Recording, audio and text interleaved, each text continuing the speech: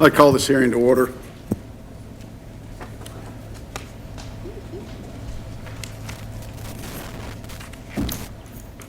And at the beginning of this hearing, I would like to thank all the members, the witnesses, the press, and those visitors that we have today with the inclement weather that was predicted and some has fallen.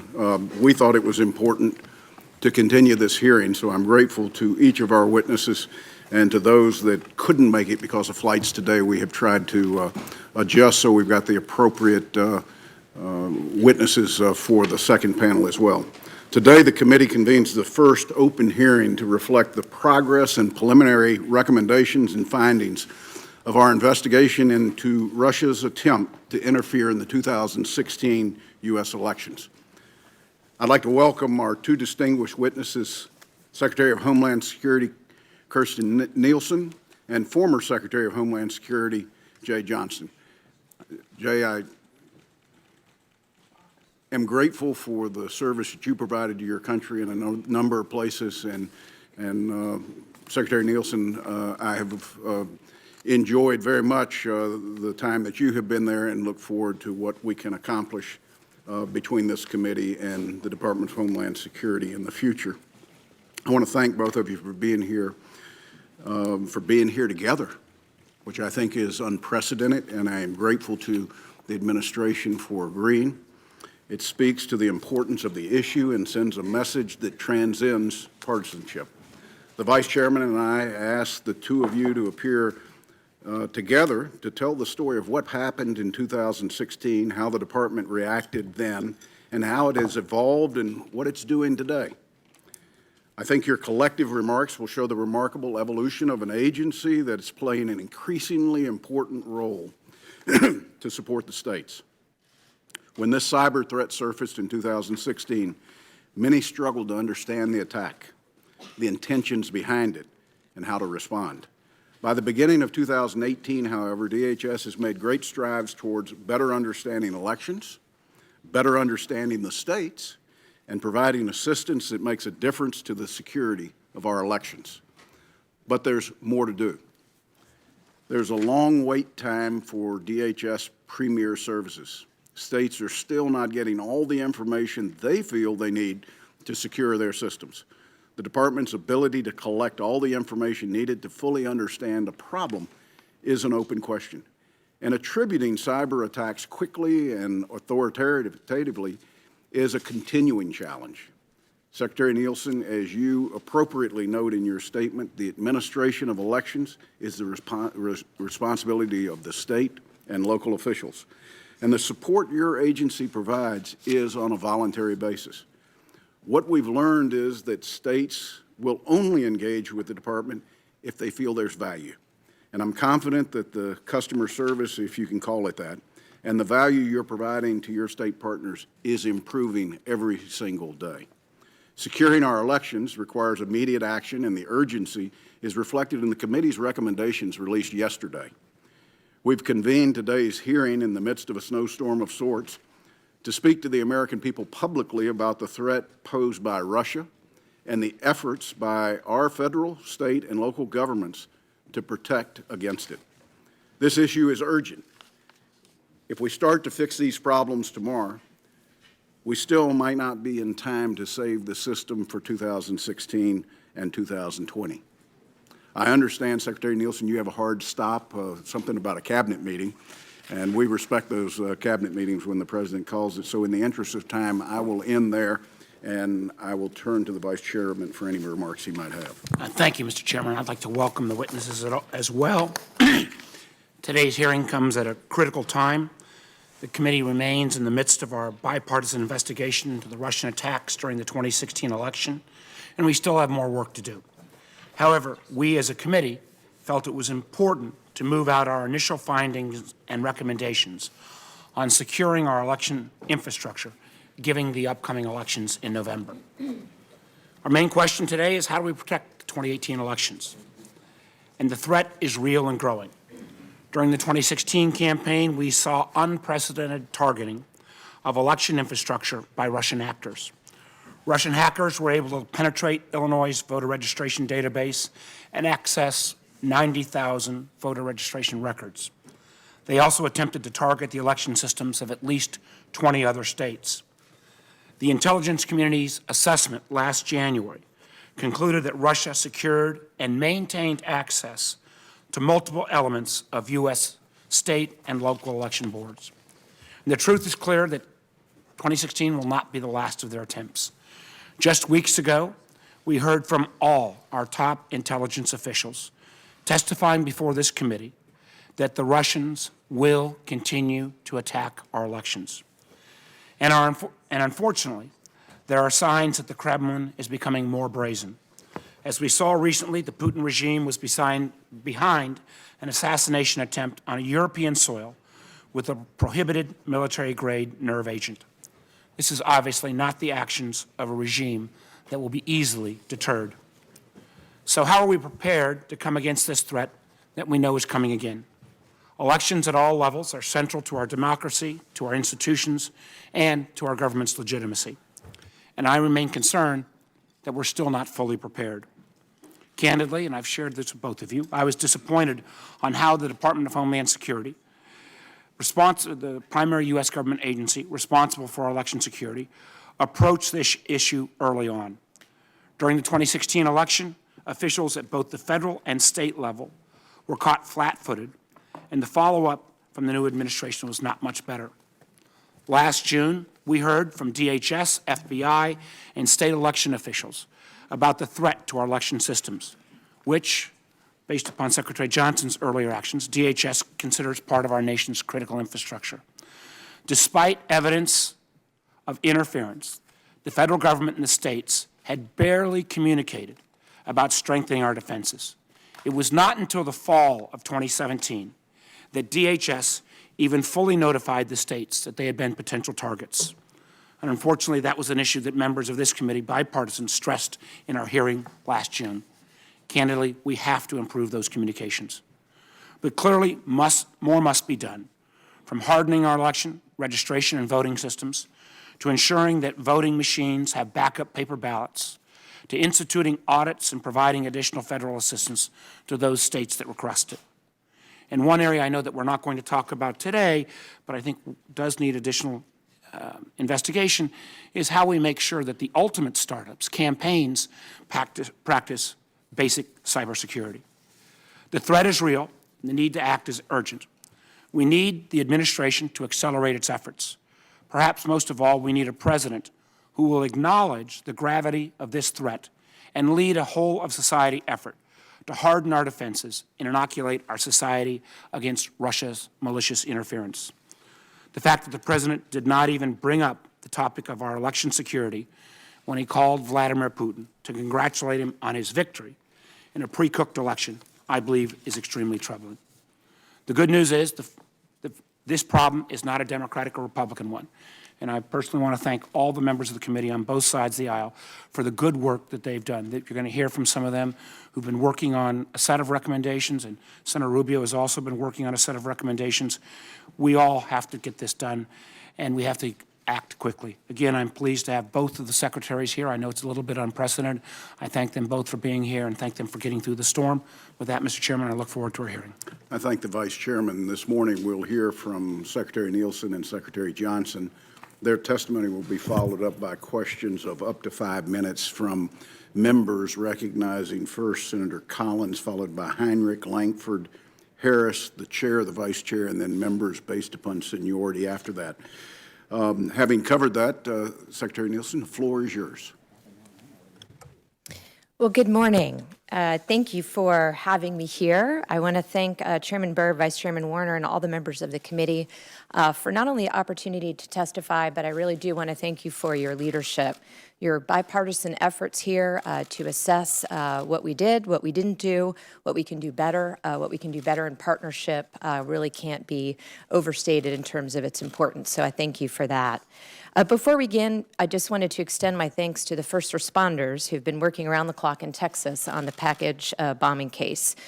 At DHS, we've been in close contact with those on the ground, and although the situation appears to be over, we urge the public to remain alert and report any suspicious activity or packages or devices. Over the course of nearly 3 weeks, at least 7 explosive devices were encountered in and around the Austin area, with 5 of them unfortunately detonating. Our thoughts go out to the victims and their families, and our gratitude is extended to the frontline defenders who helped locate the alleged perpetrator. The suspect is now deceased, but the case is yet another stark reminder of the importance of both public vigilance and also how important it is for close federal, state, and local coordination. That coordination is also relevant, clearly, to the issue we have before us today. In a democracy, citizens must have faith that their vote counts and is counted correctly. Recently, in the United States and around the globe, we have seen malicious foreign actors attempt to subvert democracy by taking action to influence voters and by exploiting vulnerabilities in cyberspace to attack election systems. In 2016, we know that Russian actors targeted state election systems. We have no evidence that votes were changed as a result of their efforts. However, the threat of interference remains, and we recognize that the 2018 midterm and future elections are clearly potential targets for Russian hacking attempts. Today, we have a whole-of-government effort to improve the resilience and security of those systems, which is led by DHS with assistance from the Departments of Justice, the FBI, and the Office of the Director of National Intelligence. We are working with the vendor community, and most importantly, we are working in voluntary partnership with our state and local election partners. There's also a separate initiative to address efforts by foreign nationals to influence our elections through messaging, propaganda, and manipulation. I think this is also a very important topic. That effort is being led by the Department of Justice, the FBI, and the Department of State. While DHS will, of course, support this effort, I will let my colleagues discuss their work in that area. And instead, today, I look forward to discussing the work that the Department is doing to assist state and local officials to harden our election systems. Under our Constitution and laws, as has been mentioned by the Chairman and the Vice, the administration of elections is the responsibility of state and local officials. The Department's mission is to provide assistance and support to those officials in the form of advice, intelligence, technical support, incident response planning, with the ultimate goal of building a more resilient, redundant, and secure election enterprise. Our services are voluntary, and not all election officials accept our offer of support. We continue to offer it. We continue to demonstrate its value. But in many cases, state and local officials have their own resources and simply don't require the assistance that we're offering. DHS typically offers a range of technical services. We'll go into some detail today about those. More than half of the states have signed up for our cyber hygiene scanning service, which is an automated remote scan that gives state and local officials a report identifying vulnerabilities and offering recommendations to mitigate them. We also provide, as I believe you all have noted, on-site risk and vulnerability assessments. The assessments are more thorough. We do pen testing. It's a full report of vulnerability and recommendations. And over the past year, we've increased the availability of these assessments and prioritized them. Information sharing is also critical. We share information directly with election officials through trusted third parties, such as the Multi-State Information Sharing and Analysis Center, or MSISAC, and we look forward to the creation of the election ISAC. The National Cybersecurity and Communications Integration Center, or the NCIC, is the department's hub for information sharing activity. Actionable and timely information empowers election officials to make more risk-informed decisions. We must rapidly share information about potential compromises with the broader community so that everyone can defend their systems. This collective defense approach makes all election systems more secure. We're also working with state election officials to share classified information on specific threats, including sponsoring up to 3 officials per state with security clearances and providing one-day read-ins as needed when needed, as we did in mid-February for the Secretaries of State and election directors. We are also working with the intelligence community to rapidly declassify information to share with our stakeholders. To be clear, there has been a learning curve on the sharing of information. The election systems in states are often owned and operated by different systems: the Secretary of State, the state CIO, in some cases the state CISO, the governor's office, or even counties. While appropriate technical information and notifications were shared with system owners, we have taken steps to share information much more broadly and rapidly. Beyond sharing information, we also share best practices for risk management, such as paper ballot backups and risk-limiting audits. The ultimate goal, of course, is enhancing network protection, but we must be prepared for any eventuality, including unauthorized access to systems. The NCIC is again the center of these efforts. Every day, our protective security advisors and cybersecurity advisors located nationwide are working with election officials on incident response planning and crisis communications. Just yesterday, we had both our head of our NPPD as well as our cybersecurity advisor in Cook County, real-time, helping in case there was any issue with the election. DHS is committed to working collaboratively with those administrating our elections. We have formalized and better coordinated these efforts through the establishment of government and sector coordinating councils. And today I can say with confidence that we know whom to contact in every state to share threat information. That capability did not exist in 2016. DHS is leading federal efforts to support and enhance the security of election systems across the country. Yet we do face a technology deficit that exists not just in election infrastructure, but across state and local government systems. It will require a significant investment over time and will require a whole-of-government solution to ensure continued confidence in our elections. Personally, I'm looking across my existing authorities as Secretary of the Department and looking at our available grant programs for opportunities to help state and locals in this area. I look forward to working with Congress. I read with great interest the recommendations that were released yesterday from your study, and certainly look forward to working with you on implementing them. Thank you for the opportunity to appear, and I look forward to your questions. Secretary Nielsen, thank you very much. Secretary Johnson, you are recognized. The floor is yours. Chairman Burr, Vice Chairman Warner, other members of this committee, I am pleased to be here alongside the Secretary of Homeland Security as a witness and a concerned private citizen. I had the privilege of testifying before Congress 26 times in 37 months as Secretary, and if I'm not called back once in a while, I begin to feel left out. I'm also pleased that this committee has undertaken this hearing on this important topic of election cybersecurity. You have my prepared statement. I won't read it in detail. It sets forth the efforts we made in the Department of Homeland Security in 2016 to assist states in securing their election infrastructure prior to the election, and the 5 written public statements I made warning the public and the states about the cyber threat to the election. Beyond that, I'd like to say this. As each member of this committee knows, in 2016, the Russian government, at the direction of Vladimir Putin himself, orchestrated cyber attacks on our nation for the purpose of influencing the election that year, plain and simple. The experience was a wake-up call for our nation as it highlighted cyber vulnerabilities in our political process and in our election infrastructure itself. Now, with the experience fresh in our minds and clear in our rearview mirror, the key question for our leaders at the national and state level is, what are we going to do about it? The matter is all the more urgent given the public testimony our nation's intelligence chiefs gave before this very committee last month that the Russian effort to interfere in our democracy has not ended. I have seen this committee's draft recommendations for the future, and I agree with them. The reality is that given our electoral college and our current politics, national elections are decided in this country in a few precincts in a few key swing states. The outcome, therefore, may dance on the head of a pin. The writers of the TV show House of Cards have figured that out. So can others. I am pleased by reports that state election officials, to various degrees, are now taking serious steps to fortify cybersecurity of their election infrastructure, and that the Department of Homeland Security is currently taking serious steps to work with them in that effort.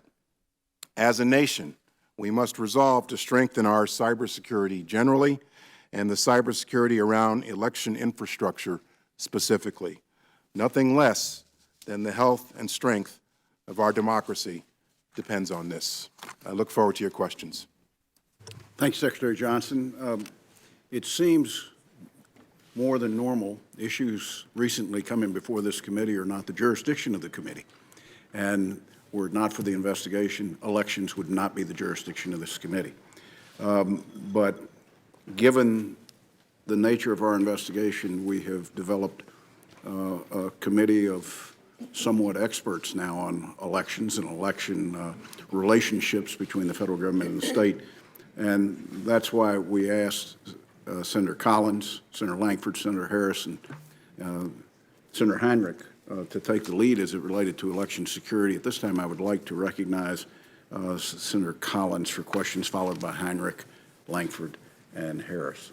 Senator Collins. Thank you, Mr. Chairman. And again, let me thank you and the Vice Chairman for your strong bipartisan leadership of this investigation. Secretary Johnson, let me begin by thanking you for your extensive public service, and I very much appreciate your being here. In the summer and fall of 2016, DHS and the FBI issued several technical warnings about possible activities against state election systems. These warnings took the form of a flash report or a similarly technical bulletin, and generally the warnings went to the IT staff of states and not to the chief election officials. I've read one of the FBI flash bulletins. It is extremely complex, and it just refers to unknown actors scanning systems. In retrospect, do you think that it would have been better had the FBI and DHS issued a more comprehensive warning that a nation state was attempting hostile action against state election systems? Let me respectfully disagree somewhat with your premise. I, in the fall, in August, September, October, issued 5 written statements to the public encouraging state election officials to come in and seek our cybersecurity assistance over and above the technical messages that you cited in mid-August, mid-September, October 1, October 7, October 10. On October 1st, specifically, I said, in recent months, malicious cyber actors have been scanning a large number of state systems, which could be a preamble to attempted intrusions. In a few cases, we have determined that malicious actors gained access to state voting-related systems. That's a pretty blunt statement, in my view. We weren't then in a position in our intelligence community to attribute it to the Russian government, nor were we on October 7th. We said it was coming from a Russian business, but we weren't then in a position to say it was the Russian government. We later said that, however. But I can tell you that in addition to these public statements and in addition to the work of our people, we were beating the drum pretty hard, beginning with a conference call I had with every state secretary of state on August 15th. And the good news is that by Election Day, 33 states actually came in and sought our cybersecurity assistance, and 36 cities and counties came in and sought our cybersecurity assistance in the time permitted. Very definitely, Senator, as we look back on the experience 2 years later, and we have a much clearer picture of the full extent of what the Russian government was doing, there could have been additional efforts made, but I'm satisfied that at the time, this was a front burner item for me, and I was repeatedly making public statements warning state election officials about the threat we were facing as it was evolving. Secretary Nielsen, at this point, we know for certain that the Russians were relentless in their efforts, and also that those efforts are ongoing. And yet, when I listen to your testimony, I hear no sense of urgency to really get on top of this issue.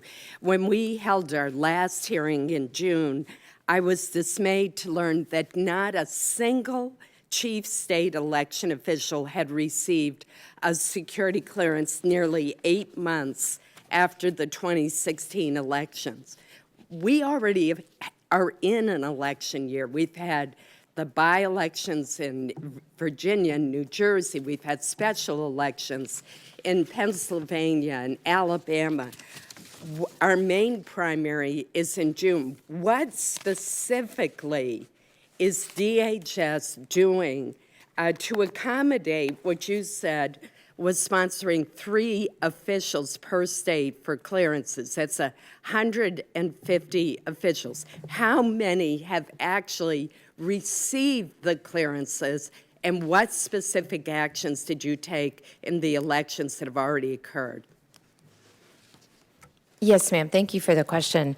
Let me just first start by saying not only is this of extreme urgency to the department, but as you know, we're expending not only extraordinary resources to provide any support at the request of states, but we are prioritizing election efforts and risk and vulnerability assessments for our partners in state and locals over all other critical infrastructure sectors.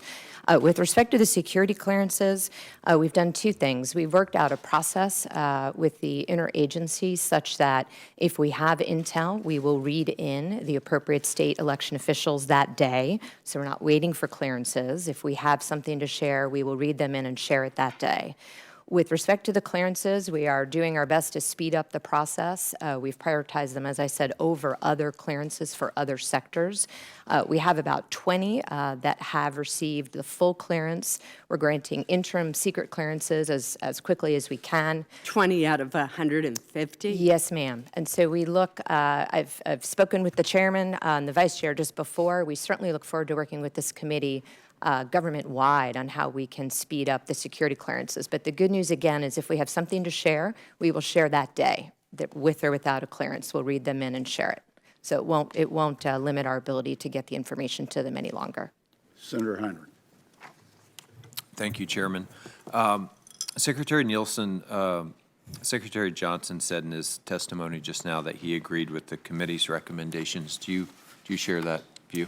I do, yes. And as I said in my opening remarks, I look forward to working with you all on implementing them. As you know, some of them aren't DHS, so I will be happy to advocate and support efforts throughout government. Thank you. Secretary Johnson, I know hindsight's obviously 20/20, but if looking back, knowing what you know now, what might have you done different or advocated differently in the run-up to the 2016 election? Well, the thing that I advocated for most strongly, and that others, obviously including the President, agreed with, was prior to the election, we needed to inform the American people about what we saw. Some people say we should have done so sooner, but it was not an easy decision. With the benefit of 2 years hindsight, it does seem plain, given the testimony in this room last month, that the Russian effort has not been contained, it has not been deterred. In my experience, superpowers respond to sufficient deterrence and will not engage in behavior that is cost prohibitive. Plainly, that has not occurred, and more needs to be done. With the benefit of hindsight, the sanctions we issued in late December have not worked as an effective deterrent, and it's now on the current administration to add to those and follow through on those. So do you think, for example, having a very clear, articulated cyber doctrine would be an important part of sending that message of deterrence?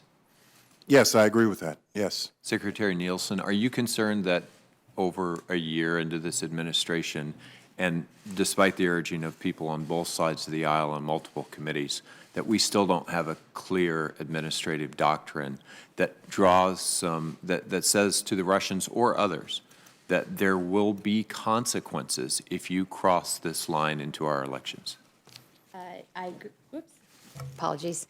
I agree with your comments yesterday at the press conference, sir. As you know, we have an executive order 13800 that requires us to develop just that. Working with the Intel community, I look forward to supporting their efforts. It does need to be whole of government. As the Secretary is saying, we have sanctions, but we need to continue to look at diplomats. We need to look at indictments. We need to look at what we can do under OFAC. It needs to be very clear that there are consequences when countries meddle in our affairs. I don't disagree that it needs to be whole of government, but one of my concerns is that no one's saying the buck stops here. We keep hearing whole of government. We heard it in our worldwide threats hearing recently. But someone has to take the responsibility to make this happen. How many cabinet meetings have been focused on the whole of government strategy to make sure that in 2018 this doesn't happen again? We have had a number of them. We actually have a number coming up, but I take your point. I'm a very strong advocate of making it very clear who has the lead within the federal government for this particular issue. How important is it, one of my concerns is that we won't be able to get state and local officials to take the Russian cyber threat or other cyber threats seriously unless they consistently hear from the highest levels of government that this is real, that their systems are truly at risk, that they need to prepare. Director Nielsen, do you have the support you need from the White House to persuade those officials to take this seriously? I do, yes. And I think one of the lessons we've learned is to make sure that those messages go far and wide. So I've briefed the Homeland Security advisors, I've briefed governors, in addition to the state election officials and secretaries of state. But to your point, within the states, because of our decentralized system, it's very important that everyone at senior levels understands the threat and is briefed in. Would it help if the president were to simply acknowledge that this happened in 2016? Yes, sir. I think he has said that it's happened. The line that he's drawing is that no votes were changed. That doesn't mean there's not a threat. It doesn't mean we need to do more to prepare. Secretary Johnson, in your view, how important is it for the president to articulate and acknowledge that this happened so that people take it seriously? Very. The President of the United States is the most visible American, maybe the most visible person on the planet. And the things he says and does are watched very, very closely. So I would agree with that. Thank you, Chairman. Senator Langford. Thank you both for the work that you have done to be able to support the nation. Appreciate you both being here and both being on this panel together. I appreciate that very much. The decentralization of our election systems is exceptionally important. And one of the key aspects that we've tried to work through on recommendations is maintaining the state's control of elections. Both of you have affirmed that. Both of you have also affirmed the recommendations that we have put in place. I appreciate that. We've worked with DHS. We've worked with secretaries of state around the country to try to be able to pull these recommendations together to be able to do it, including streamlining the communications between DHS and each of the states, updating voting equipment that can't be, and voting systems that can't be audited after the fact to just get verifiable information in that system. So we think that's exceptionally important. Secretary Nielsen, can you affirm to me that there is no effort from the federal government right now to be able to federalize our elections, that the focus is still on working with states to be able to support them in the work that they're doing to be able to run their elections? Absolutely. Talk to me a little bit about, Secretary Nielsen, about the classifications and getting classified information to individual secretaries of state. This was a struggle in previous times during that election time period, getting information out. What would make a difference now, having clearances for individuals in the states and being able to communicate with them? What can you give to them with clearance that you couldn't give to them without? It's a good question. We've done a lot of work on three related processes over the last year. One is to work with the Intel community to declassify information. As you know, some of the information does not originate within DHS, so we need to work with our partners to be able to share it. The second one is on victim notification. We have a role there, but so does FBI, and so does MS-ISAC, which in this case, the Multi-State Information Sharing Analysis Center, was in some cases the first organization to identify some of the targeting. And so we have to work with whomever originates the information. We all have different different roles. So we've worked to pull it all together so that we can quickly notify victims of what has occurred. With respect to your specific question, as I mentioned to Senator Collins, what we've done is we're widely using day read-ins now. So we're not going to let security clearances hold us up. If we have information state and locals need, we will provide it. So, Secretary Johnson, you had some states give you pushback when you talked about things like making states critical infrastructure in their election systems and trying to be able to get that communication. You talked about an August 15th phone call that you had with Secretaries of State to be able to talk to them. Talk me through what happened in that August 15th phone call. Is that a normally scheduled phone call? Was there consistent communication? And the things that Secretary Nielsen's dealing with now and that two-way communication that's much needed and that trust relationship, some of the things that you faced as well, trying to be able to maintain trust with state election officials. Incidentally, Senator, last summer, I had the occasion to drive across country and return to Oklahoma City to the memorial there. And thanks for being there again. So August 15th, I was considering designating election infrastructure, critical infrastructure, which the Secretary of Homeland Security has the authority to do. But I wanted to talk to state election officials about it first. I was frankly surprised and disappointed that there seemed to be a lot of misapprehension about what that would mean. And I said to them a number of times that what it means is that we prioritize providing assistance to you if you ask. This is voluntary. It's not a federal takeover. It's not a binding operational directive of any sort. And the reaction I got was largely neutral to negative. And so the priority had to be getting the states to come to us to seek our cybersecurity assistance. So rather than just simply make that designation, which I saw was going to be controversial at the time, we put it aside and encouraged them to come in, and most states actually did by Election Day. After the election, I came back to this issue. A lot of them were still opposed, but I did it anyway, so that DHS would prioritize providing cybersecurity assistance to the states. And when we talk about cyber doctrine, one international cyber norm is that nation states will not attack critical infrastructure. And so by making election infrastructure part of critical infrastructure, they get the protection of the international cyber norm. Thank you. Senator Harris. Thank you. Secretary Nielsen, at a roundtable 42 days ago at the Homeland Security Committee meeting, I asked Deputy Secretary Duke and Undersecretary Krebs whether DHS is prioritizing risk and vulnerability assessments for the states. I didn't get a clear commitment that you are. And I'd also like to know, have you received the request that we made for a timetable for those assessments, because we've not received a response to that request? Yes, ma'am. We are prioritizing. We have 19 that are state and localities that are either been completed or in process. We continue to offer the assistance, but we have made the commitment and prioritized resources that any state or locality that requests that, we will have it completed before the midterm election. Do you have a date for completion? Of the 19, I can get back to you, but those are the only ones who have requested so far. Can you commit to completing all these assessments by June 1st, which would be 5 months before the election? Depending on who requests, but I'm happy to work with you on timelines as soon as we get a request. And of the number you mentioned, you said have been completed or in the process. Yes, that's correct. How many have been completed? To my knowledge, 15. If that's not correct, I'll ask Jeanette Manfred to correct me when she speaks. Okay, because you earlier said in the process of or have been completed. That's right. So I believe 15 have been completed, but again, she'll verify if I have that number wrong. Okay, well, we heard from her yesterday, and she said that 14 are in the process. Okay.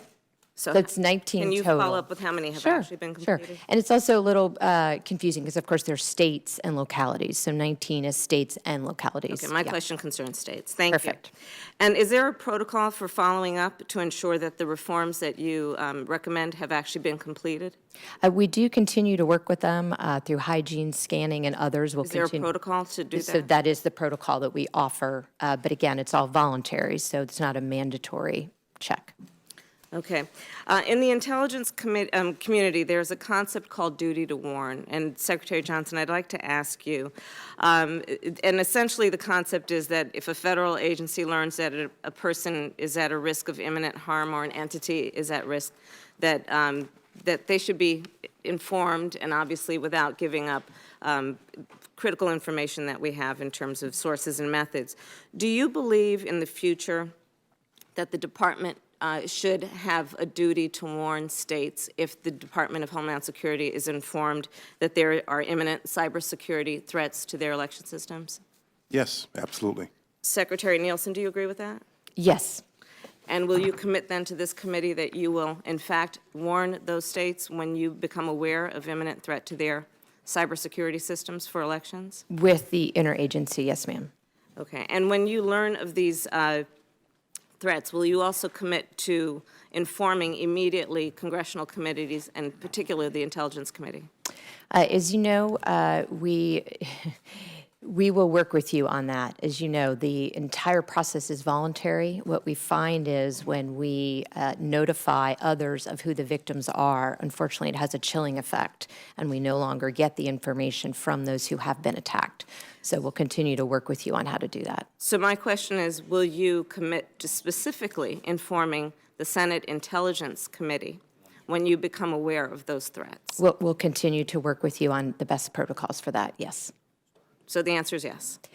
The answer is it's very difficult if a state does not want to be identified because it's a voluntary relationship. I don't want to do anything that would limit our ability to understand who's being attacked. So we'd have to work with the victim, just like we do in any other sector, and work with you to make sure that we do it in the right way. Would you commit to informing your oversight committee, which is the Homeland Security Committee of the United States Senate? I understand your question, and again, we'll have to work with the victims. It's a voluntary system. You sit on the Principals Committee of the National Security Council, is that correct? I'm a member, yes. Okay, and that committee is comprised of cabinet officials and is responsible for advising the president and coordinating policy on America's most serious national security challenges. Has the Principals Committee held a meeting focused on the security of the 2018 election? I myself hosted it, yes, And when did that meeting take place? a few weeks ago. And what decisions were made regarding election security? That state and locals remain in charge, that DHS needs to continue to expand our toolkit of what we can provide and support, that we need to work on tear lines, we need to work on victim notification, we need to work on clearances, and we need to work on communications to make sure that the public is aware of the threat. And did you indicate timelines and due dates for what should happen before the 2018 election? Well, clearly everything should be done before that, but yes, for each one of those, we have an agreement on a path forward with the timeline. Will you provide that to this committee? Happy to. Thank you. Thank you, Senator Harris. The chair would recognize himself and then the vice chairman and then members based upon seniority. Secretary Johnson, I remember very clearly when you called a Gang of 8 meeting for the notification, and if I remember my timing right, I think Senator Reid actually might have had a brief the end of July because he happened to be in town, and when everybody got back the 1st of September, you sat down with us and sort of presented us the scenario, and at that time talked about the critical infrastructure designation. It was followed some weeks after that by an all-members brief in the Senate. I'm sure it was in the House as well. And I think you alluded to the fact that that was not received by the states or election officials, the critical infrastructure designation. In hindsight, for us knowing going forward, was that a mistake to even mention that? Did that taint the pool of their trust with us, with government, and maybe what the intent was on their part? Well, we put it aside, and I was very pleased with the level of participation that we got. I thought it was important. I thought that the critical infrastructure designation, frankly, is something we should have done years before. It made so much sense. I think that the disadvantage we had with the timing was that it was in the midst of an election year, and a rather heated election year. So I did put it aside, but then I, just before leaving office, came back to it because I thought it was something important to do. But in answer to your question, Senator, I think that we were able to build, in the time permitted, a pretty constructive relationship with a lot of states, red states and blue states, that all came to DHS to seek our assistance in the election season. I appreciate that, and even Secretary Nielsen's reluctance to be able to say I would definitely do it this way. Let me just say, in our hearings, we found that states do not want a critical infrastructure designation, that there's a red line there. And I think we've learned as this has gone on. We've seen it, it's visceral. It's something that can be overcome with trust. And I think that's why as we produce benefits to the customer, which is any official or locality that has an election, then we gain a little bit more trust, we gain a little bit more ability to play a bigger role in the partnership, but not in taking over. And I want to make it clear, our recommendations do not intend or suggest that the government take over elections. It's not the Secretary or the Department's view of that, and it wasn't from the last administration. But that designation did affect their willingness to come in and ask for help and suggest where problems were that they saw. Let me ask both of you. I'll start with you, Secretary Johnson. In 2016, were there any votes that were affected by this intrusion into any system in America? Not to my knowledge, sir.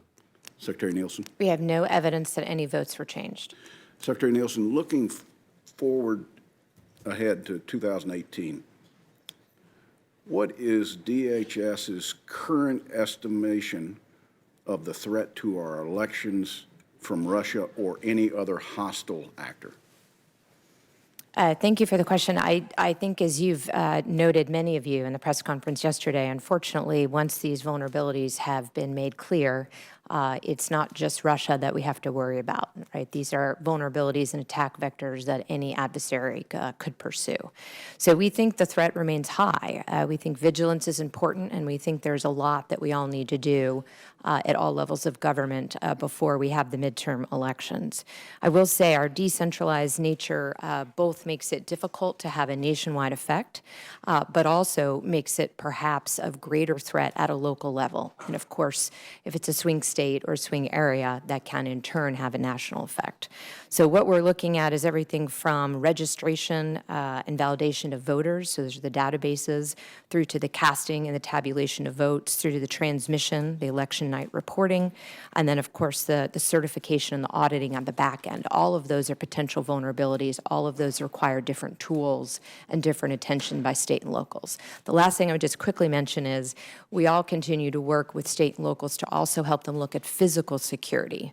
They need to make sure that the locations where the voting machines are kept, as well as the tabulation areas. They need access control and very traditional security like we would in other critical infrastructure areas. I thank both of you, and let me just say for the public's education, there's a clear distinction between what we're here to talk about today, which is the election process and how an outside actor could impact or influence that, and versus, say, Russia's distinct campaign at societal chaos and their use of social media platforms. That's another area of investigation by this committee, but this particular area is focused on the elections and the process of one vote and it counts and that there's accuracy in that count. Vice Chairman. Thank you, Mr. Chairman. I want to follow up on some of the line of Senator Harris's question, and I'm sympathetic to the notion that you've got to have this collaborative relationship with the states, and I think the recommendations put forward by our members don't want to take over the federal election. But for both of you, because we know this is such a serious problem, because we know the Russians are and potential others are coming at this, I think it is critical that even if you don't want to highlight this, someone needs to highlight those states or localities that perhaps choose not to participate or not to move to a paper trail.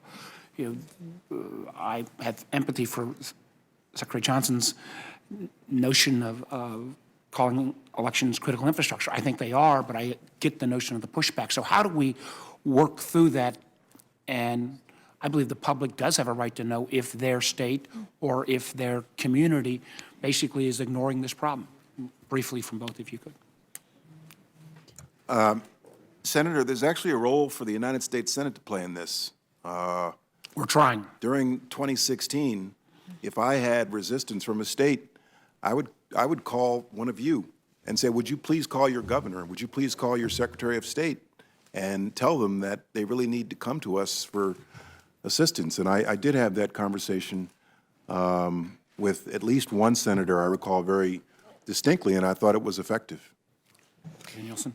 I agree. I would say that there are 33 states right now who have their voting systems certified by EAC. I think that's important. We should seek for all states to do that. There's 35 states that require it by law.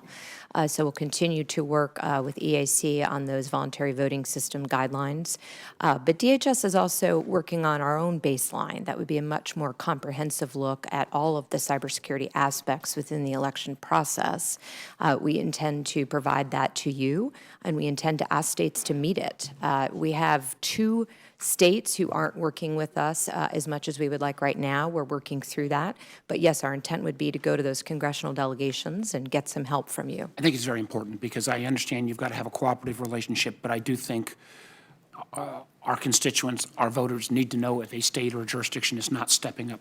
I We've talked agree. a lot about the actual voting machines, and Senator Wyden may come to this issue when his time is up. But when you look at a overall state or locality's voter file, oftentimes those voter files are maintained by an outside vendors. Many of those outside vendors then collect all the information as single points. So you may not have to go through simply the state system, but you could actually attack the vendors. Could you address what we're doing to try to upgrade security at the vendor level? Sure. So we're working with vendors on supply chain. So we have launched a voluntary supply chain initiative within DHS across all sectors, but also to help the vendors understand the part and parcel that comprises the machines that they sell, that they offer. We also have a system called, or a program called Enhanced Cybersecurity Services.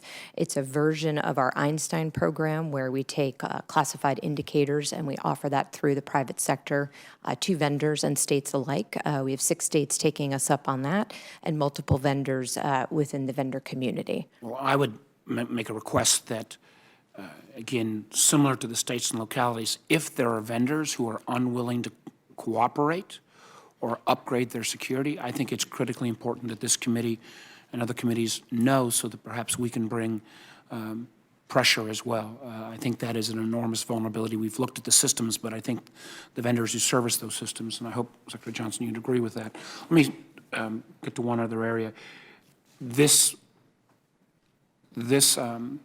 Our committee's investigation has been about election systems and security and how we can protect ourselves going forward. One area that we know where the Russians penetrated in 2016 was actually the campaigns, their ability to hack into the DNC and release that information on a selective basis. Campaigns in many ways are the ultimate startups. They have very little security built in. This does not fit neatly into any governmental oversight. But do you have recommendations for us? And the policy recommendations so far have been around systems, but should there be basic cyber hygiene guidelines for campaigns? And I'd like to hear from both of you on that topic. Yes, Senator, and the answer is yes. Campaigns are not immune from nation-state surveillance, nation-state hacking. I was very specific in not including political campaigns in the critical infrastructure designation because I didn't think it was appropriate. But, you know, you could go on with a long list of infrastructure that needs certain basic best practices, whether it's a political campaign, a utility, an academic institution. And so I would agree with that, yes. So we've seen a number of instances where political campaigns, the email systems of campaigns have been hacked and data information has been stolen, going back years, as you know. Recognizing it's voluntary, Secretary Nielsen. I completely agree. We are offering a variety of services there as well. The hygiene scanning, as you mentioned, as well as just basic redundancy planning. Again, the issue here is that the information that in the voter rolls, the databases might be changed in some way. So having some way to audit that, to have redundancy, resiliency, we're working on planning with them and helping them understand best practices for just basic continuity of operations. But yes, you're hitting on another vulnerability that should be considered. Senator Rubio. Thank you both for being here. This is an important topic that I think is misunderstood. A lot of people focus on it as far as did they change the results of the election. So I sat down last night and I thought to myself, you know, if you were one of these, what's a hypothetical that could point to people how serious a problem this can become in the future. So here's a hypothetical scenario, and I want you both to kind of opine whether that's something that could happen and whether I'm right in my assumptions, all right? So let's assume for a moment that the year is 2020 or 2024, and there's a foreign leader who's tired of being lectured about democracy in their own country, and they decide they want to create chaos in the United States and create doubts about our legitimacy, so he or she orders an operation against our presidential election. And now for the last 5 or 6 years, this foreign power has identified ways to penetrate election officials at the state and the county level across America. There's so many of these that there's just this target-rich environment. And one of the things they've perfected over the years, for example, in this hypothetical, is the ability to inject misinformation into the bloodstream of the internet. And they watch as this misinformation spreads like a virus until a significant number of people believe it. They've also perfected, by the way, strategic leaking of altered or factual information, which the mainstream media picks up on, and it fits perfectly into their red versus blue dynamic that plays out on cable news, making them unwitting agents. So the plan of this foreign power in 2020 or 2024 in this hypothetical would not be to change the election results. It would be to create doubts about the validity of the election and then spread those doubts using social media and media driven by red versus blue conflict, and ultimately call into question the legitimacy of a new president and potentially even trigger a constitutional crisis. So what they do is they penetrate the voter database of local election officials in strategically located counties or states, and then they use analytic information they may have gotten from who knows where, or voter to identify specific voters, or maybe just party registration, maybe the stolen data of a campaign with identified supporters, and they use that information to go into the database and they change the addresses of individuals, thereby their precincts move around, maybe they even delete some people from the rolls. And the result is that on election day, we start getting reports about thousands of voters in different parts of the country who can't vote because when they show up, they're not registered. They're not in the system. Or they show up and they're told that their voting place is halfway across town somewhere else. Interestingly, a significant number of these voters who start complaining about this happen to be either of the same party or at least self-identified partisans of, let's just call it candidate A. And they live in a county or in a state that miraculously happens to be controlled by government officials of the opposite party. So these reports start getting out there, and suddenly, magically, a bunch of these names on social media start spreading all these reports about what's going on in Election Day. Here's the other thing this foreign government's been able to figure out. This is all hypothetical. They've also been able to mess with the system that kind of posts the results early. Not the ultimate results, but just like unofficial results.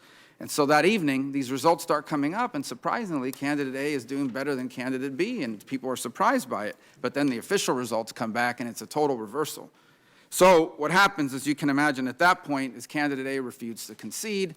There's this all-out fight going on in American society. In the months to come, millions of people march on Washington to try to force the Electoral College not to certify. The reverse millions come out the other side. Come January, we don't even know if we can swear in a president. The military doesn't know who the commander-in-chief is. We're in an all-out constitutional crisis, total chaos. For the first time in 200 and something years, the American Republic is under duress from the inside out. That sounds like something from a novel or a drama, a dramatic presentation in the movies. How far-fetched is this, given the capability of foreign adversaries? Is this not the central threat that faces us when it comes to elections and the integrity of our election systems? And the reason why I ask is not because anyone on this committee doubts it, but because we also have local state officials across the country who do not have this perspective, this broader perspective. To them, it's just about whether or not they could change the tallies. You don't have to change the tallies to create all-out chaos. Is that not the central threat here?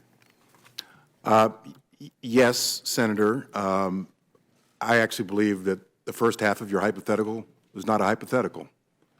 The second half of your hypothetical, insofar as votes, was my biggest concern in the fall of 2016 when we saw the scanning and probing around voter registration data. And that's a very real threat, in my judgment. The other point I'd like to make about your hypothetical, in the fall of 2016, prior to the election, I thought long and hard about where the single points of failure are that could create that scenario. And the thing that occurred to me was Associated Press. Associated Press, for years, has been the entity on which we rely to report state election results to the rest of the media. And so I actually picked up the phone and called the CEO of the Associated Press to go over with him to ensure that he had enough redundancies in their system if there was a failure on election night, and I was satisfied that they did. But it's something to also focus on. But I think your hypothetical is a very good one, and I think all Americans should be concerned about it. I agree. I think what you have highlighted are all the various parts at which we need to make sure that we are securing the system, because any one of those, as you say, can create that doubt, which in and of itself is perhaps what the adversary is trying to accomplish. So from a DHS perspective moving forward, we're looking very carefully at how we can help entities at all of the places that you described protect their databases, as we saw in the summer of 2016 with the structured query language, the SQL injections and attempts to manipulate the databases. We'll be scanning for that should someone take us up on our offer. Provisional ballots become very important for the reasons you've described. States should plan for what happens on Election Day if a variety of voters appear and suddenly they're not on the rolls but believe that they should be. We will have people in SOCs throughout the country. We will be stood up 24/7 on any Election Day to provide immediate incident response should anything come up. And then, as the Secretary mentioned, on election night, it's very important to work with AP and others before the election results are formally certified and audited to ensure that there's not information that's put out. So what I would suggest is that we all look at your, what you would call a hypothetical, but as the Secretary rightly points out, is probably closer to a very good possibility, and walk through each of those and make sure that we are providing the tools and resources we need to state and locals so that they can prevent, identify, track, and then respond to any such issues. Senator Rubio said hypothetical, but if I hear he's doing a book tour, we're going to all claim a royalty off of this. Senator Feinstein. Thanks, Mr. Chairman. I think Senator Rubio hit the nail on the head. And I'll tell you what surprises me. First of all, Secretary Johnson, it's great to have you back again. We enjoyed working with you, and so welcome. Let me ask you this first question. I don't understand. You learned about this in August. You did a number of specific things. You spoke about the dates that you did these things. And yet, the American people were never told. Why? Well, Senator, the American people were told. Not sufficiently in any way, shape, or form to know that there was a major active measure going on, perhaps by a foreign power. On October 7th, 2016, the Director of National Intelligence and I issued a pretty blunt statement saying that the Russian government was interfering in our political process directed by the highest levels of the Russian government. That was a pretty blunt statement. Some people believe we should have done that sooner. And frankly, it did not get the attention that I thought it should have received. It was below the fold news the next day because of the release of the Access Hollywood video the same day and a number of other events. I was expecting follow-up from a lot of journalists, and we never got that because everyone was focused on the campaign and that video and the debate that Sunday. Right? Yeah. As I recall, I was ranking, and as I also recall, Senator Burr and I and a couple of others had Mr. Brennan in, Chafee, not Coates, well, it was Brennan, it was the head of it was Comey, and it was and Clapper, who laid it out to us. Now, this was highly secret. Subsequently, it became known that there were 21 states that, in fact, had been pierced. But that information as to what states has not been released.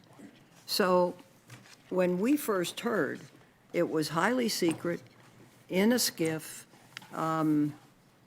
We could say nothing about it. And even now, where I see no reason that 21 states can't be released as having been even possibly pierced by an active measure of a foreign country at this time. So those states would at least know that maybe they should take a look and do something about it. If either of you can answer that, and it's not in a question form, but I think you know where I'm going, because if we're told, and it's all classified, we can say nothing. If this is being done by the administration to prevent it from being released, nobody can protect themselves. Senator, two things. First, as Secretary Nielsen pointed out, very often the victims of a cyber attack are extremely sensitive to the fact of a disclosure that they were the victims of a cyber attack, and that was true in this circumstance. I also know and recall that in 2016, when we were working with the states, every state or every state owner of a system that had been targeted was informed either by DHS or the FBI or through the MSISAC, the Information Sharing But it was never Organization. made public, Mr. Johnson. Ms. Nielsen, I don't understand why the same thing persists. I mean, this victim sort of appellation, America's the victim. And America has to know what's wrong. And if there are states that have been attacked, America should know that. So this victim answer with me has no credibility at all. Apologies. So as you know, the 21 states themselves have been notified, but I take your point. But people have to know, No, ma'am, my state is yeah. notified, I better see that they do something about it. Yeah. Everybody thinks, oh, it's some other state. Right. No, I understand. I look forward to reading your report and finding out what you heard from the states. I think what I was trying to explain earlier is unfortunately what we've seen in other There was sectors. no report. The one that you're working on, I'm sorry, the Oh, report, I I just see. look forward to reading I it, to thought you see meant what you've, because I know you've talked to many of the states yourselves. But what we've seen unfortunately throughout the last 15 years at DHS is when it comes to this situation, the victims stop reporting. When they stop reporting, we're just not aware of the attacks. Not only can we not help them, but we can't help other victims that are likely to be victimized in the near future based on the same vulnerabilities. So we have to balance that. I really look forward to working with you on this. I take your point. We've got to find a way to encourage reporting and encourage cooperation while also making it transparent. But I think states have to know that it's going to be known by the public if they don't. And if it's never made public, I'll bet you have a bunch of states, well, we've invested in this and we're not going to do anything about it now and we'll see what happens in the future. I'll bet that happens in some places. And you're enabling it. Well, I think what we're doing at DHS is we'll come out with this, as I mentioned before. EAC has the guidelines, but we're working on a baseline that's much more comprehensive. What we will do is not only tell states that that's our best recommendation at what they need to meet, but we'll be very transparent as to the states that don't meet it. So we will do that from a preparedness side and a prevention standpoint. We will make clear what states need to do more. But in terms of moving forward, yes, we need to work on this issue of the notification. Senator, Senator may I? Feinstein and I were faced with a similar task as it related to cybersecurity legislation. Do you make it mandatory reporting? Do you make it voluntary? If you make it voluntary, what latitude do you have to make public disclosures of who has turned in information? And we decided with that legislation that voluntary was the best approach for cyber reporting. And it was up to the companies then to whether they wanted to make public acknowledgments. I think all of us know that the banking system is riddled with intrusions, but no financial institution in America wants to go out and that to be public. Right. So we do have a predicament, but And that may change that one day. may We change. get our fill of this. The committee is committed to work with the Department of Homeland Security to continue to make our system better. Senator Blunt. Thank you, Chairman. Well, you know, we do know that the fabric of democracy is people's belief that what happened on Election Day was what actually happened. So securing those systems, important. Securing the systems of registration, important. Now, Secretary Johnson, you mentioned following Senator Rubio's great hypothetical of what clearly could happen. You said it's not hypothetical. Now, you didn't mean by that that this is what happened, did you? I thought that the first half of Senator Rubio's hypothetical, as I heard it, was real, You think that, insofar as the misinformation campaign that he describes in his I hypothetical. thought what you were talking about was the infiltration of the registration No, system. no, that was my, that is hypothetical, but it was my biggest concern in 2016. Well, it is a concern. There's no doubt about that. At the same time, we've never had an election where, let me see if I can find your quote, Secretary Nielsen, where a number of voters didn't appear on Election Day who were not on the voting rolls but thought they were. You know, I was a state election official. I was a local election official. There is never an election where lots of people don't show up, particularly a presidential election, and they're sure they should be on the rolls. Right. But often there are reasons that they're not on the rolls. Most states that didn't have a provisional opportunity to cast a ballot before 2000, I think added one after 2000. So that voter almost always is allowed to cast their ballot. If this needs to be judged in some way, it's done after the election. Sometimes it's easily figured out. Sometimes it turns out that the voter has already voted somewhere else, or the voter lives in another county, or the voter lives in another state. But they get a chance in most states to cast that ballot, even if there's a question about whether they're on the voter rolls.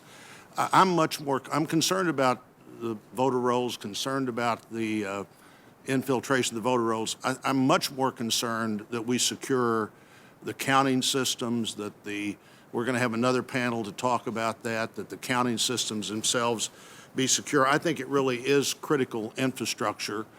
And Secretary Johnson, your August outreach to election officials, did you provide much information as to what it meant to become critical infrastructure, or did they have any reason to really understand why you were making this suggestion of a great change of responsibility 90 days before the election?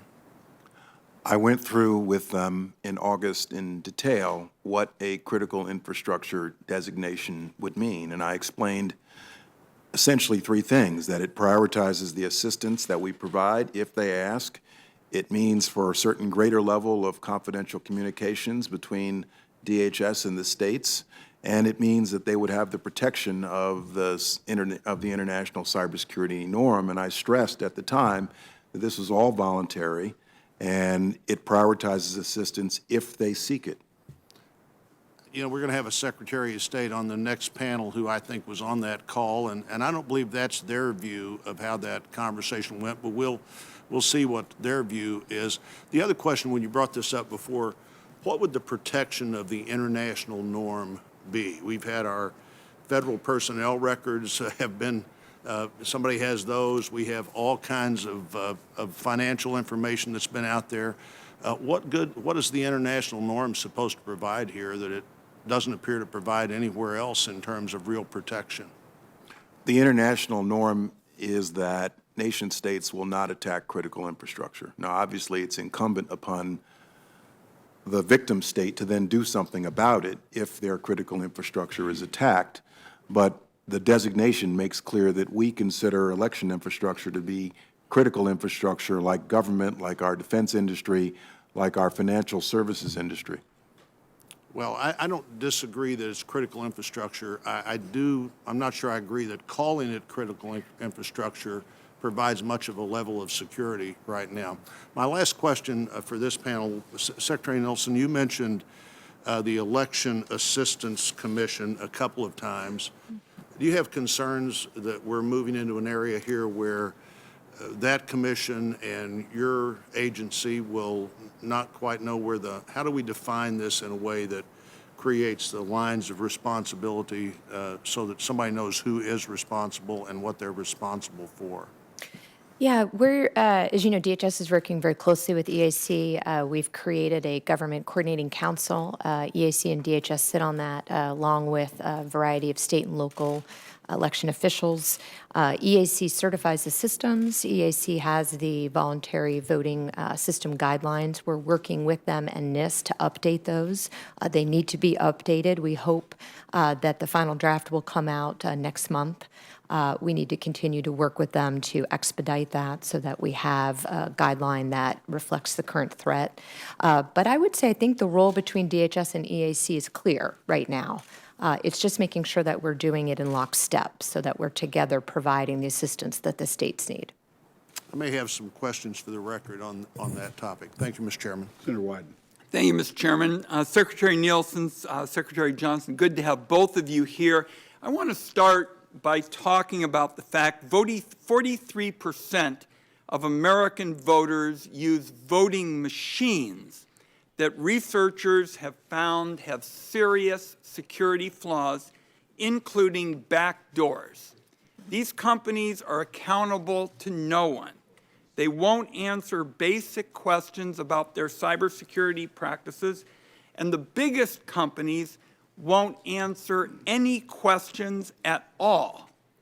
5 states have no paper trail, and that means there is no way to prove the numbers the voting machines put out are legitimate. So much for Cybersecurity 101. My question to you, for Secretary Nielsen, is does your agency have the authority to mandate basic cybersecurity in the electronic voting machines used in this country? No, sir. Does any agency? Not to my knowledge, not at the federal level. Okay. Now, Americans don't expect states, much less county officials, to fight America's wars. The Russians have attacked our election infrastructure, leaving our defenses to states and local entities, in my view, is not an adequate response. Our country needs baseline, mandatory federal election security standards, and what I'm talking about here are paper ballots and post-election risk limiting audits. You and I have talked about this before, and I'd like to get your views for the record of whether you believe the continued use of paperless voting machines in this country threatens our national security, and the department is now prepared to recommend paper ballots. So, yes, sir. If there's no way to audit the election, that is absolutely a national security concern.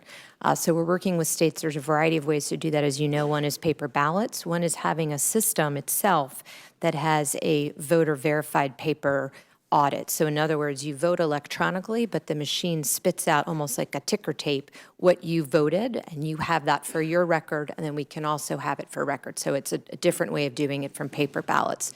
But yes, sir, we absolutely have to have a way to audit and have be able to verify the integrity of the information of the votes.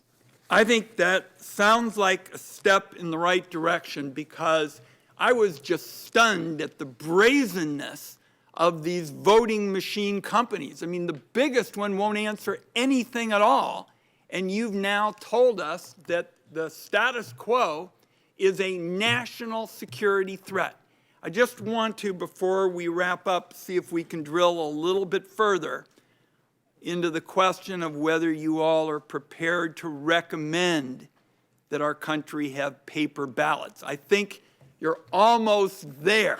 Sir, we have said it's a best practice. We do recommend it. What we say is you must have a way to audit. You can do it through paper ballots or you can do it through this voter verification, but you must have a way to audit and verify the election results. Are you aware of the way we do it in Oregon? And we've done it now for decades.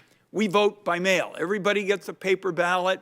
There is an audit trail. We've done it for decades. It's been supported by Democrats and Republicans. I'd like, in 2020, every American to get a ballot in the mail. I think it is a national scandal, the security issues you've talked about, and the idea that so many of our people wait in these lines only to be told they ought to go somewhere else. What do you think of the Oregon system? So I'm not as familiar with it. I look forward to learning more about it. Some of the issues that, aside from this particular conversation, that have been raised with mail is just making sure that the person who's voting is who we think they are. So we do have to have a way to verify identity. We'll show you how to do it because we've done it. Happy to learn. We've done it for 2 decades, and we basically say right on the envelope, if you aren't the person that you say you are in one heck of a bad way. You are going to face serious, serious penalties, and that's why it has worked and is supported on both sides of the aisle. Thank you, Mr. Chairman. Senator Cornyn. Thank you both for being here. I think it sends a very good message to see both of you sitting side by side and appearing to answer the committee's questions, and appreciate your service to the country. I want to start, Secretary Nielsen, by thanking you for your comments about the bombings in Austin. When I talked to Chief Manley at the Austin Police Department the day before yesterday, he told me there are roughly 500 federal authorities on the ground doing everything they could to identify the bomber. And as we learned today, he will not be doing that anymore. But it's important to remain vigilant, I think you also said, lest there be some other unexploded bombs out there that he might have planted. I'd like to ask both of you to comment on this.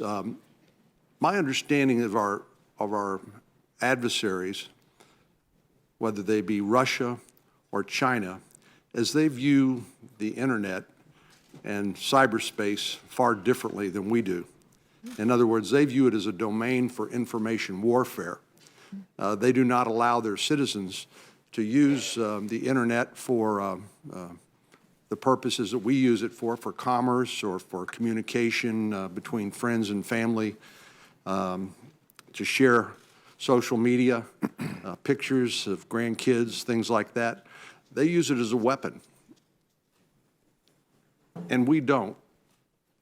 We are, and it seems like we are just constantly playing defense. And while I know today the topic of the hearing has to do with our election systems, and there couldn't be anything more important in terms of securing those election systems, it does raise the question about what is America's national security cyber strategy.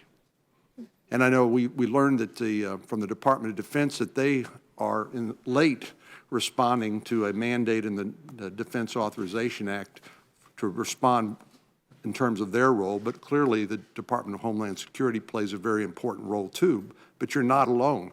There are other government agencies that are involved in this question. So what do you think it's going to take, and what do you recommend for the United States government that we do to create an all-of-government strategy to deal with the cyber threat? Maybe start with you, Secretary Johnson. Senator, I think that's a very good question, and I think you have to look at several aspects of the problem. One, I think that when you're talking about a nation-state actor, we have to create an environment of sufficient deterrence to that nation-state. All nation-states will not engage, will refrain from behavior if it's cost-prohibitive behavior, if they know it's cost-prohibitive. The Department of Homeland Security has a role on defense in working with the public to harden our cyber security. I do think that, and I think your question touches on this, our open society, our strength as an open society is also our vulnerability. And we have to be somewhat careful in going down the road of having U.S. government agencies trying to regulate speech, trying to regulate political speech, political debate. As you know, they do that in other countries. We don't do that here. And so this is the information marketplace and its easy access is definitely a problem for our democracy. But I would hesitate for the U.S. government to go down the road to trying to regulate it in some way. There are matters of federal election law, to be sure, things that violate Title 18, but I happen to believe that a lot of this has to depend upon self-regulation by internet service providers and social media providers. Secretary Nielsen, do you think we have a national security strategy So we do. when it comes to cyber? We do, but having said that, the White House is working on a update to the National Cybersecurity Strategy. An update to DHS's strategy will nest within that. But I also want to just take the opportunity to reaffirm what you said. I think there's two parts to this, at least. There's the part we're talking about today, but then closely related to that is the malign foreign influence in general.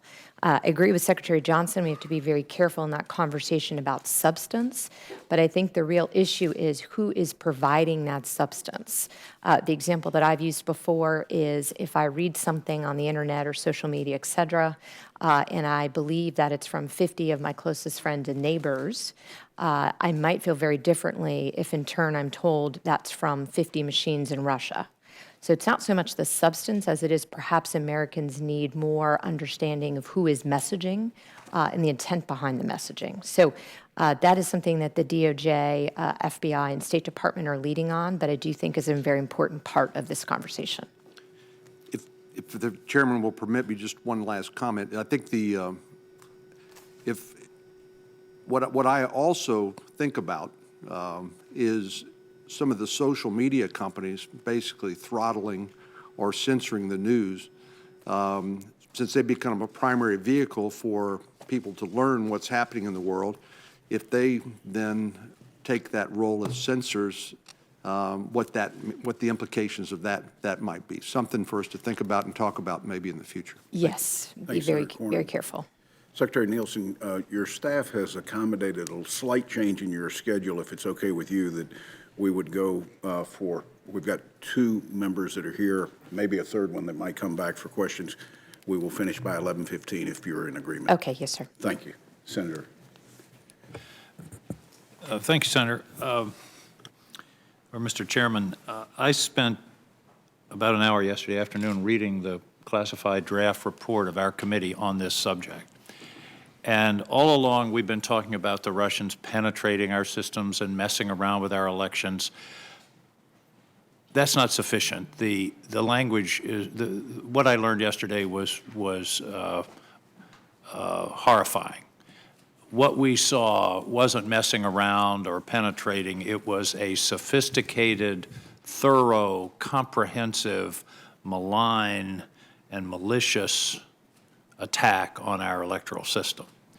And what worries me is that although the intelligence is uniform, that no votes were changed, they weren't doing it for fun in 2016. What it looks like is a test. And it was incredibly, as I say, thorough and comprehensive. I want to follow up on Senator Cornyn's question. We can patch software systems till the end of time, and we're not going to defeat these people. The history of warfare is the history of the invention of new offensive weapons, and then eventually defensive weapons catch up. We saw the advent of a serious offensive weapon in 2016 being used against us. All of the patches aren't going to work if we don't have a strategy of deterrence. And that's the point of the question that Senator Cornyn asked and Senator Heinrich asked, and we don't have that strategy. In 2016, we passed the National Defense Act. It had an amendment requiring the Secretary of Defense by last June to give us the elements of a national cyber strategy. It hasn't happened yet. 180 days from that report was supposed to be a report from the President. Of course, that hasn't happened yet because the first report hasn't happened. This problem is not being treated with the urgency that it deserves. And a deterrent strategy, because the problem now is the Russians sent in this whole operation into our election system, into our states, 21 states that we know of, and paid no price. And we've had testimony from admirals and generals and people in Cybercom, and they've said, yes, Senator, there's no price that will change their calculation.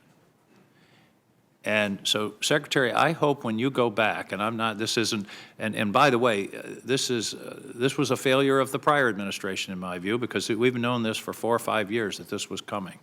So this isn't a partisan observation, but I hope you'll go back and join with D&I Coates and with Secretary Mattis and the President and make this the highest priority that we have. This is, I believe, with the possible exception of North Korea's nuclear weapons, this is the most serious threat that our country faces today, and we are not adequately dealing with it.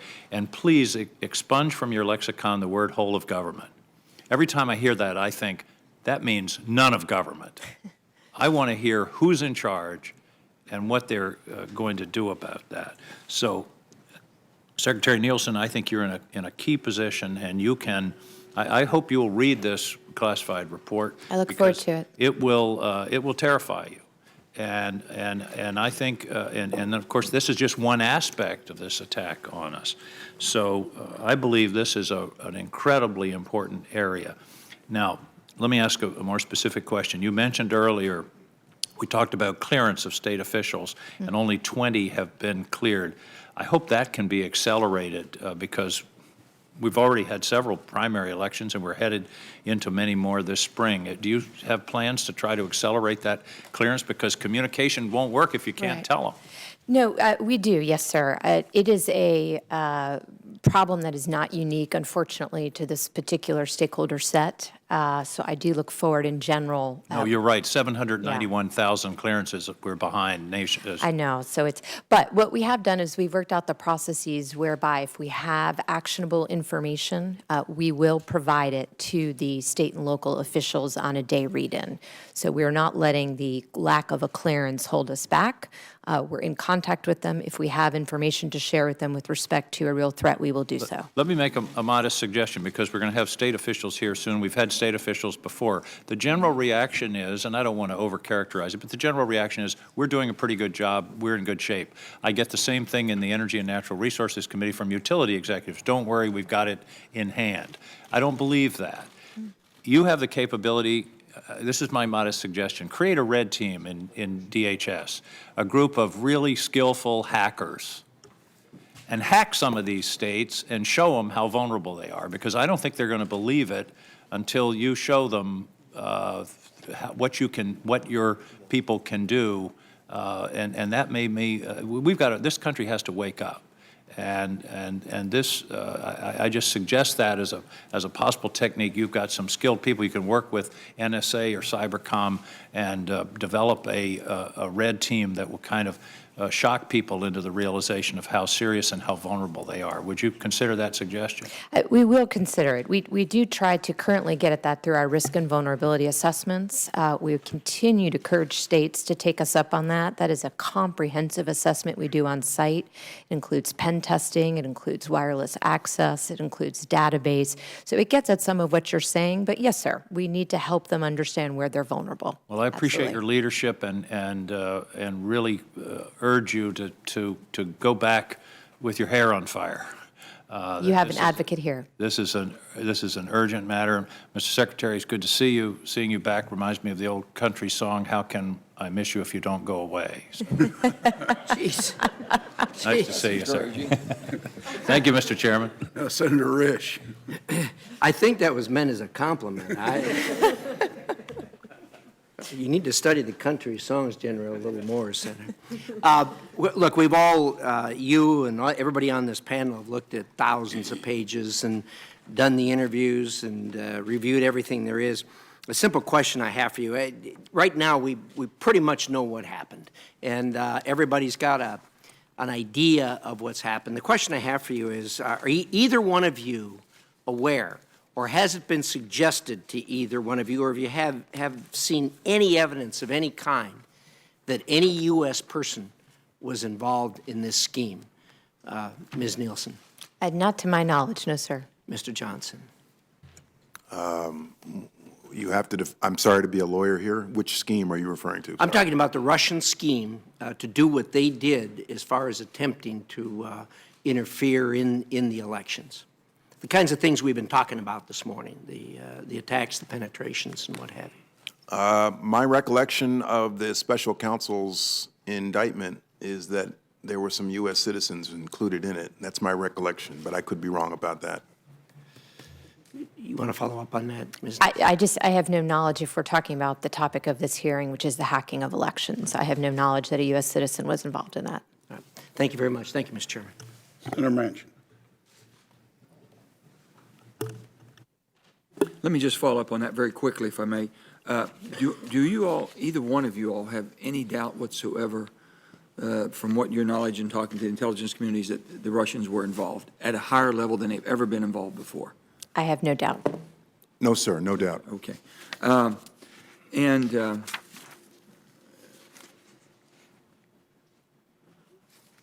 As a result of Russia's meddling in 2016, I'd fought to ensure the bill passed out of the Senate Appropriations Committee included a directive for DHS to provide technical assistance to state and local law enforcement to secure networks against cyber attacks. And before our committee this past year, I was shocked to learn that multiple federal agencies, including DHS, could not confirm that they did not have Kaspersky software in their system after we recognized the threat it posed to our national security.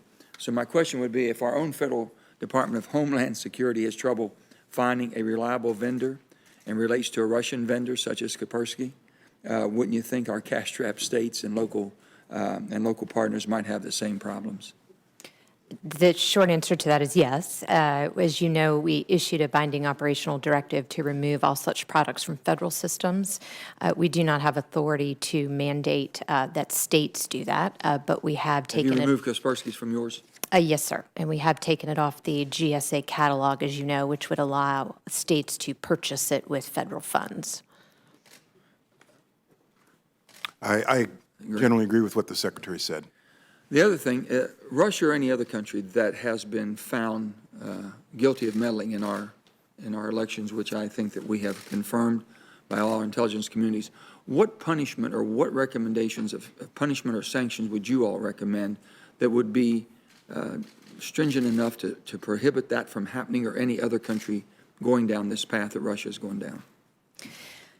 Sir, I can just tell you, I think it's a very important question because we have a multifaceted relationship with Russia. We still seek their cooperation when it comes to North Korea, Syria, Iran, for example.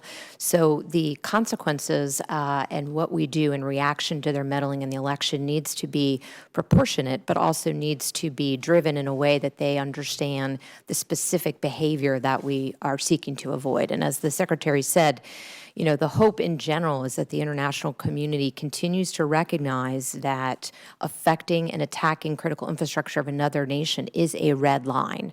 As an international community, we all need to hold each other to that and recognize that that is a red line. So from a U.S. government perspective, we've looked at everything from sanctions backed from the Obama administration to sanctions now to the PNGing of diplomats to indictments. We need to do more. We need to continue to make the point. Let me expand on that. Should we treat a cyber attack or intrusion on our government, on our country, if sponsored, directed by a foreign government, which we know was an act of war? We need to look at that very carefully. As you know, we have not made that decision as a country, either as a policy perspective or a congressional perspective. But I hope that we can work together and with other parts of the administration and decide where is that red line. Secretary Johnson, do you think that we have deterred Russia from continuing their operations as far as trying to infiltrate our election system for the 2018 election? No, we have not. Based on the testimony in this room last month from our intelligence chiefs. So we're facing the same, if not worse? Correct. Yes, sir. Secretary Nielsen? Yes, they will. There's no reason to believe they will not attempt again. Well, if that's the case, then we have a nuclear weapons retaliation policy. Shouldn't we have a cyber retaliation policy? I think that's what some of the members have asked about. Yes, we have an executive order 13800. Mr. King was mentioning, and Mr. Heinrich, what we need to do in terms of being very specific with respect to our deterrence. You have an advocate here. I will go back to my colleagues and the president and make sure that we get that done very soon. We're coming down to the wire on the election, as you all know. Agree. The primary, most of our states have primaries very shortly, and a November election coming up, and we're faced with the same. And our states don't have the wherewithals in order to deter this if they're hooked to the internet in any way, shape, or form. I'm happy to take that message back. As you know, believe- DHS does not Do you do believe the federal offensive government should be cyber. involved in helping secure the election process state by state? We are, Still a yes, state. sir. We are. At their request, we're working state by state, How much locality money- by How much money locality. do you all have targeted for this? We've asked for another 25 million specifically to help our own resources. But as I've mentioned earlier, we've prioritized these. So we've I'm saying, prioritized. do you all have a final recommendation on how you're advising the states to secure their system? Oh, yes, we have many, many, depending on all of those different parts that I mentioned earlier. Have they spoken back to you about the money? They don't have the money to either meet the requirements or suggestions you've made? In some cases, yes, they have. Of course, they have resource constraints. Some of the machines themselves are old, as you know. But it's a concern for the 2018 election. Yes, sir. Thank you. Thank you, Senators. Secretaries, we've come to the end of this hearing. And Secretary Johnson, I'm not a lawyer, so I had to turn to our counsel. Of the 4 individuals that have been indicted by the special counsel, 2 were on lying to the FBI. The other 2 was a mix of bank fraud, wire fraud, mail fraud. So no individual that's been indicted by the special counsel. The other indictments, the other charges were directly at the IRA, the Russian facility that carried out. So if that helps to clarify your memory. And let me say to Senator Manchin that it's my understanding that the appropriators have taken care of in the omnibus bill an amount of money to be grants and other items. I don't want to speak for what their language is going to be, that mirrors the research that this committee did. And I want to thank Shelley Moore Capito, who chairs that Appropriations Committee, for working with our staff. And hopefully, I've made a commitment to Secretary Nielsen that we would be more than welcome, more than open to address any other needs as we see those as we move up to 18 or to 20. I want to thank both of you for your testimony today and your willingness to appear together. Everybody's said something about it, and I think it sends a strong message that the integrity of our election system is not a partisan issue, and it's truly the heart of the strength of our democracy. The committee's investigation found ample evidence to agree with DHS's assessment in 2016 that Russian government actors scanned an estimated 21 states and attempted to gain access to a handful of those. In at least one case, they were successful in penetrating a voter registration database. We've heard our witnesses confirm that assessment today. Despite that activity, I need to reiterate that the committee found no evidence of any vote totals that were changed, and a finding that was confirmed by our witnesses also today. The committee also discovered that Russian activities directed at the states fell in a seam of our national intelligence infrastructure. It was a foreign activity, but carried out on the United States, inside the United States, where our intelligence agencies have limited authorities. And I can't stress that enough, that we've got to consider that as we go forward. The intelligence community was therefore almost entirely dependent on the states for the insight into these activities. The committee found that DHS and FBI alerted states to the threat in the summer and fall of 16, but in a limited way.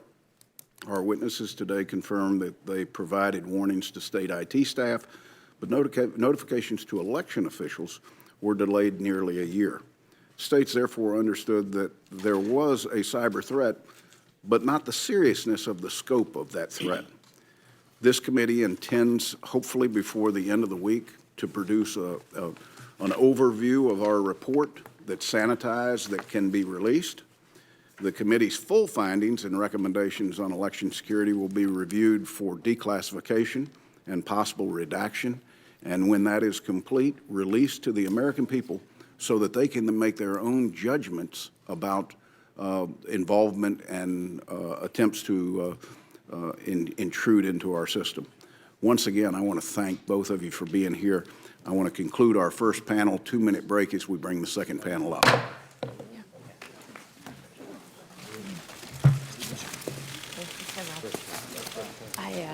For the topic, if you have your schedule, yeah. Or hope to.